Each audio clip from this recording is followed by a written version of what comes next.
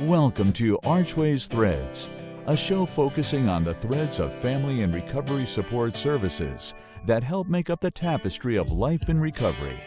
Join us as we share stories from peers and participants in the field and practice of peer recovery support and family support and strengthening. And now, your host, Archways CEO, Michelle Lennon.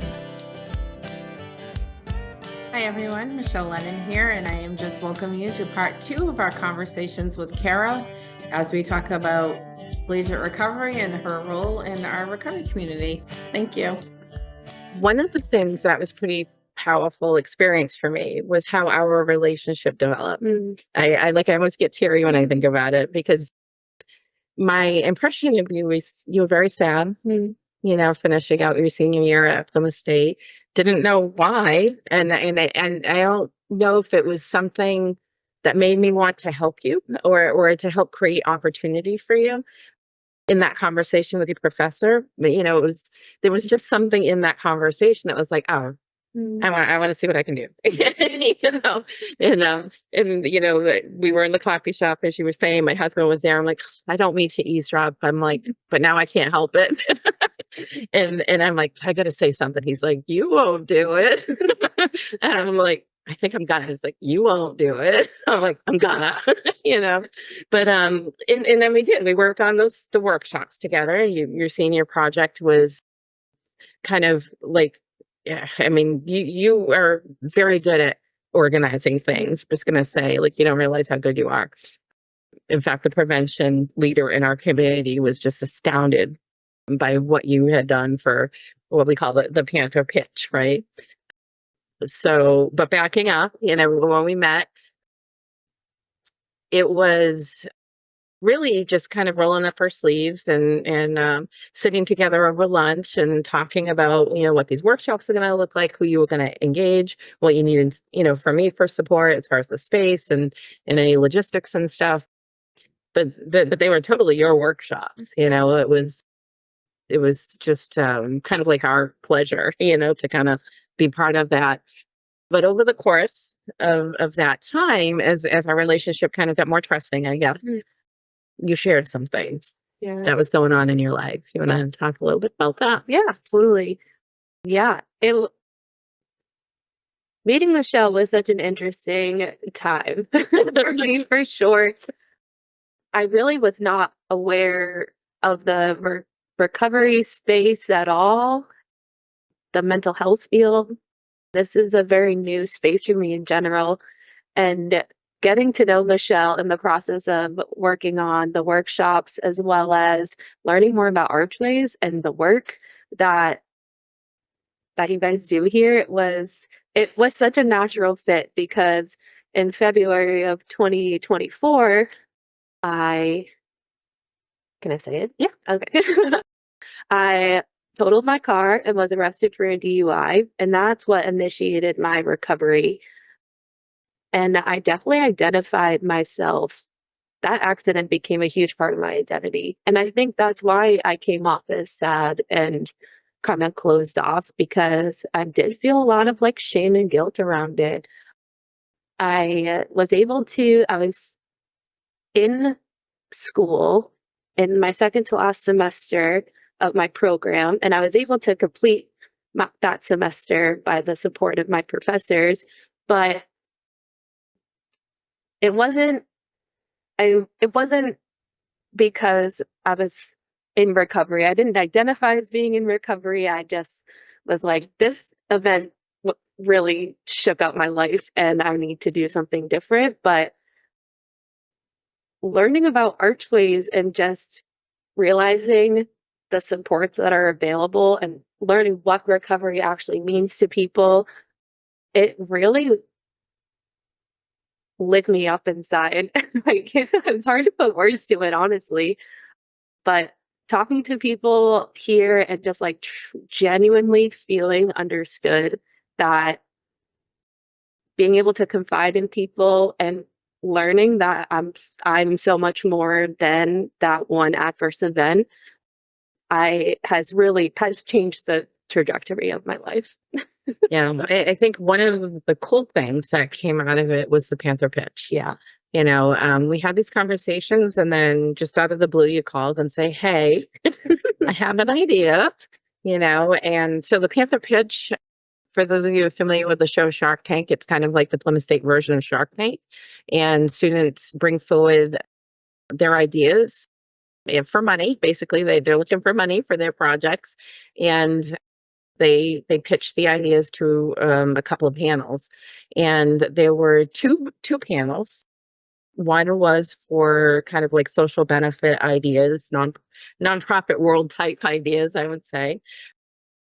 Or yeah, social benefit, I guess, because some of them were looking to make things that would bring a profit potentially down the road to them, or the medical field or something, And then there was kind of like business ideas, similar to the pitch, right? The Shark Tank hosts. So Cara pitched the idea of collegiate recovery for Plymouth State University, which was kind of mind blowing. You want to talk about what led you to the idea, and then, and what your thoughts were about that? Yeah, absolutely. Yeah. So collegiate recovery isn't like, a new concept. It's been around since the late 70s, but in volunteering Archways, I'll call it, and learning more about the work that they're doing, collegiate recovery did come up, that it was something that was brought up to Plymouth State, but it wasn't really an opportunity that was taken by the university. So one of my professors, I was telling her about my workshops, and she encouraged me to pitch my workshops at the competition. And I said, well, wait a second. If I can pitch these workshops, what if we pitched the whole idea of collegiate recovery? It wasn't ran with the first time, but maybe if it's a student bringing it to light, then maybe we'll get some traction. So yeah, Michelle and I worked super hard on this pitch. It was really fantastic, honestly. It was an incredible experience and so well received. I think the coolest part about the pitch wasn't being on stage, but people coming up to me after the event. Thank you so much for your encouragement and saying, telling us about your problem. I've been sober for 13 years, or my aunt, has been in long-term recovery, and the just me bringing up my struggles with problematic substance use as a part of my pitch opened the door for so many people to open up about their experiences, and that was so powerful. Yeah. I think one of the things that was both sad and encouraging for me is how alone you felt on that campus, and how the end of your senior career could have ended with that accident defining the end of college for you. And that sadness could have lived in you forever, and then the pitch happened. Yeah, and you met other people in recovery that hang around here, and who are loud and proud about it. Because I do think one of the issues is like you said, like all these people start coming up to you because everybody's still doing this. Shh, don't tell, and we see that sadly, like everywhere. I know our state legislature, a Senate Judiciary Committee was just having hearings on mandatory sentencing, for possession of anything. I think it was five, if you have 5 grams, which is like a teaspoon in a baggie, of a substance that has fentanyl in it. And if you're selling, which I think of 5 grams, and I know from the work that we've done, that's personal use, and for most people, sadly, and yes, it kills people, but we know that people need recovery support, not continued shame, blame, hide it, which is what will happen, when things like this go on, and seeing how it changed everything, right? Like it wasn't just that it was a turn in mood, it was like this turn in almost like a life course trajectory for you, is because you've not only have you stop drinking and find all those great things to do with your partner, and you're exploring life in a different way. You're also recognizing things about your past that you didn't see before. You're looking at your future with like excitement, like it's just such a change, Absolutely. Yeah. And I think, yes, I identify as being in recovery from substance use, but also that saying that we're all recovering from something, like you said, like there is so much to be looked at, and so much greatness ahead if you're willing to do the work. And not just willing to do the work, but it really was the support system that I inadvertently was creating. Also, in that spring semester where I was arrested, I don't live on campus, not anywhere close to campus. I'm like 20 minutes north of PSU. So it was either ask for some accommodation to finish school online or drop out. Like those were my two options. And so yes, I did have to do a little bit of legwork and putting myself out there, asking for the help. But the way the Plymouth State community did wrap themselves around me, professor-wise, they were meeting with me weekly so that way I wasn't feeling isolated, and they accommodated switching their in-person classes to online so I could finish that semester. That is 1000% why I came back for my last semester in the fall. It was really powerful. But being back on campus in the fall, I don't live near any of these students. I am a little older than the traditional college student. And even being in in-person class, was an isolating feeling. You're listening to kids talk about partying on the weekends and, oh, don't they know it's Thursday night? This class needs to end so we can go out. Like it was hard to reassimilate into that traditional college culture for sure. Yeah. Yeah. So one of the things that we've talked about is where competent culture doesn't exist for recovery. Whose job is it to create it? Mhm. And really, we see it as ours, that it's like this idea that we blame people for carrying this health condition. And we blame people for not accessing the resources. But you don't know the resources exist, or we have trained our culture to hide these things, that there's so much shame and blame attached to things. We can do all the prevention work, and the prevention work is necessary because that can help us not make bad decisions. But once the decisions have been made, it's like, and then you suffer some consequences and you still don't know where to go. What do you do? And that is something Jim Wolfing, who he was a trainer that kind of went through New Hampshire when we were rolling out all the recovery communities. It stuck with me that he and this other gentleman, did a lot of work around racism of well-intended people that don't necessarily see their privilege. And definitely I was one of those people, I have to say. And the training that they did, it was just so eye-opening. But one of the things that they talk about that is where competent culture doesn't exist, we need to create it. We need to create it. And, I worked for a recovery community organization and family resource center. So I have some privilege there, so seeing that, the college community doesn't have those kind of opportunities, was one of the reasons why I was lit up by your Panther pitch, that UNH had offered some funding and PSU kind of said, we don't have the capacity right now. And I understand, everybody's kind of circling the wagons with funding issues right now. And, we just kind of looked at this and said, how can we help? And, was able to work with UNH to get some training, to advance kind of these alternative peer groups for youth, which we were already doing with some of the high schools. But looking at how can we kind of broaden that out, though, for the college community, because we do have a center right now that's like right on campus pretty much, and it's right in that strip of restaurants and bars and places where people go for entertainment.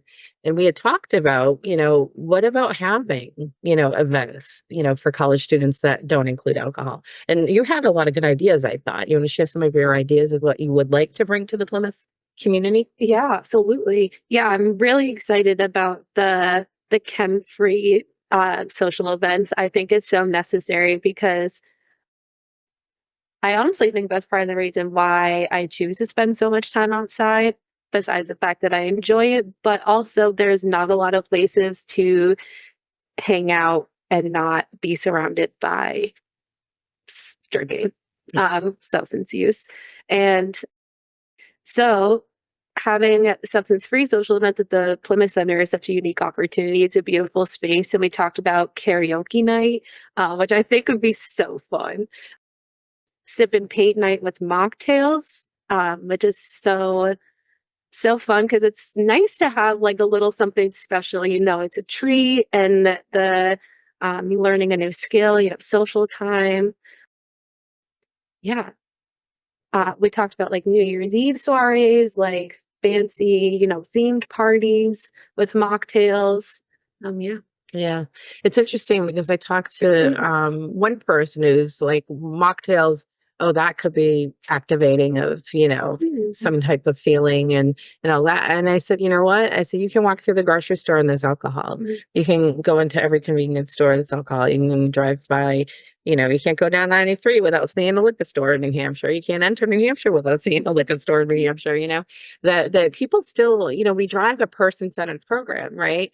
So we can be trauma informed and you can still choose not to go to those events, if being around, the fancy drinks, that are, have no alcohol in them, but are fancy. But one of the things my daughter had said is like, I just want to be able to be dressed up and go out and have a fancy little glass in my hand with garnishes on it and feel like I'm part of that still without putting myself at risk, without having the alcohol here. And she was here for our open house and she had the little mocktail bar set up, So yeah. Yeah. And I think, people gotta know thyself, it's like I, went out with my husband and, he doesn't have an issue with drinking, don't put him around opiates, you know what I mean? But so like going out for us in his recovery is not an issue. For somebody else it might be. And I do think like we want to have options, and I think about this stuff because when we were first opening, as a recovery center, we were doing recovery supports. We weren't technically a recovery center. We started as a grassroots effort in the basement of a church. So it was kind of like a bunch of volunteers getting together, trying to do something about this, and somebody had offered us a free pool table. And somebody that I was working with was absolutely against it because it brought her back then. And I was like, okay, and at the time it's like, I definitely feel like we can often err on the side of, okay, we don't have to do that, but looking at this community and how the gathering places is such a part of college life here, that it would be nice to have one venue on the strip that is another alternative, and so as we're thinking about this, our 9 to 5 operations, we're not going to be having mocktails around, you know what I mean? But thinking about what we could do in the evenings, we were talking about that. And I do think like for sustainability of recovery programming, where there is so much question about what's going to be funded, what's not going to be funded with like the change in administration and, the change in our governor, like there's a lot of questions that we all have. Yeah. And just thinking like as somebody that's not going to go to a sip and paint night anywhere else because I'm not going to drink, so it's like a waste of money. It's not that I wouldn't go and not drink. It's that I can't see wasting my money if I'm not going to drink, So to do the same offerings and then have the mocktails that are those healthy drinks, I know there was, superstar antioxidant one. There was like, a greens one, I guess the tea one didn't go over well. I didn't try the tea one, but there was one with like strawberry aloe juice. Oh, that was so good. Yeah. So it's like you're paying for a fancy drink, but it is a fancy drink. Totally. That can help with the sustainability of that long-term programming for the college programming. It's kind of what we were thinking. But, I think just having that innovation, the opportunity to innovate and to partner, as you said, like the Plymouth State community has been awesome. You know, and when we look at the constraints, this is something I've learned from my coach too. It's like when you look at your constraints of where you are and where you want to be, what are they? If it was mindset, we'd have a whole lot of work to do. You know, if they were just like, oh no, we don't believe in having recovery stuff on campus. But it wasn't that. You know, we talked about what the constraints were. A lot of it was funding. Yeah. Some of it was space. You know, some of it was workforce. You know, and I know you've teamed up with another. Is he a professor Or an executive director of like? Of student advocacy, well-being, and crisis intervention. Yeah, and he's training peers up, you know, for mental health support and things like that. Yeah. And you know, thinking about the infrastructure that Archways can bring to the table, you know, it's just a great, you know, community collaboration, which again goes to that peer-based, community-based work. Exactly. Yeah, I think there's such a unique opportunity with the work that Matthew Toms is doing with his peer mental health support workers. They're getting trained to offer peer mental health support. So what a beautiful synergy to offer peer recovery support as well. Yeah. In an infrastructure that's already, it's new. They're launching it this semester too. So we made it just in time. Like the way everything has just fallen together, it's hard to deny, honestly. But it's really incredible. And the opportunity for this to be student run is really the goal here. Like really let these students take the lead and serve each other. I think that is so powerful and will build the community that personally I felt like I was missing. Yeah. Yeah. And we've actually structured what we're doing with the alternative peer groups to include that, right? Because we intend to pay stipends for student volunteers. Exactly. You know, we're going to help facilitate, you know, those groups. And we've talked about, you know, if we run these like karaoke night and we have the mocktails, you know, like having the different students be able to keep the tips, you know, if we sell drinks and you know, just thinking ahead of how we don't want to exploit students, you know. Yeah. But, you know, I think it goes back to, you know, the AIDS movement, the harm reduction movement, nothing for us without us, you know, and really keeping, you know, the students at the forefront of this, which is one of the reasons why we have you taking the lead, you know, as a Plymouth State soon to be alumni, right? Because you'll be graduating and walking and finished all your coursework now. And Exactly. when are you walking? Walking May 15th, I believe. Yeah. Middle of May. Exciting. Very exciting. Yeah. But yeah, I think the opportunities that we have with the students and really bring them up is so crucial, but also that almost like that advocacy portion of like teaching, sharing with students, young people, like what is recovery? What does that really mean? You know, that it's not this one specific box that you have to put yourself in and follow these rules and no, you can't do that. And that it's so much more than that. A, recovery is so much more than that. And B, you can be so much more than your recovery. Yeah. Because, you know, it goes back, you know, a little bit to identity. For some people, they are loud and proud about their identity and recovery. For some people, it's just part of their story. You know, it's like you said, like you didn't even think about recovery as any type of identity at all. It was just like, no, this happened and I'm going to stop doing it, you know, because of the impact it had on my life. And I think for a lot of people, that's how it is. When we look at like the youth behavioral risk survey data, you know, we know that there are issues. We know there are, you know, and I just hope that being here, that we are able to create that confident culture. So the next student that feels isolated or feels like there's no place for them anymore at the university is able to find, hey, you know, you are more than what happened. Absolutely. Yeah, there's this really great quote by Patrice Salmeri from Augsburg University. She's one of the leaders, thought leaders, innovators in collegiate recovery. And she said, no one should have to choose between recovery and a college education. And that resonated so deeply with me. Yeah. Awesome. Any last thoughts?